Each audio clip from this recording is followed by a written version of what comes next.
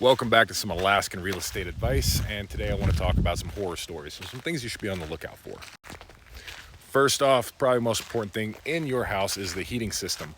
So when it comes to boilers, whether it's hydronic, forced air, Toyo, whatever, most of them run off of oil. So what you need to know is autofill is highly recommended. If you freeze up your property because you let it run out of fuel, the insurance company will not pay to fix anything because they say it's your fault. So my first tip of the day is make sure you are on autofill. Second horror story. Chimney fires are a common thing. Not as common as you'd think, but it's still dangerous. So if you have a wood burning fireplace, make sure you sweep the chimney once a year. My recommendation is before the burning season. That way you have a nice clean chimney before you start burning wood.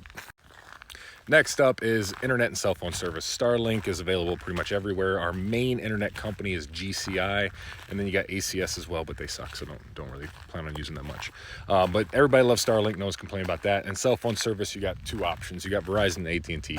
GCI also does internet, but it's basically T-Mobile, and it works in most areas in town, but once you get out into the woods, you lack some service issues there.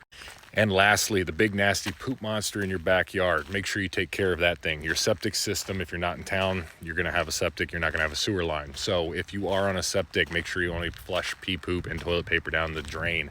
Don't use Drano, don't use a lot of chemicals. You could kill the bacteria in your holding tank. Make sure you also pump it once every year or two. Recommended yearly, twice, once every 2 years is fine as well.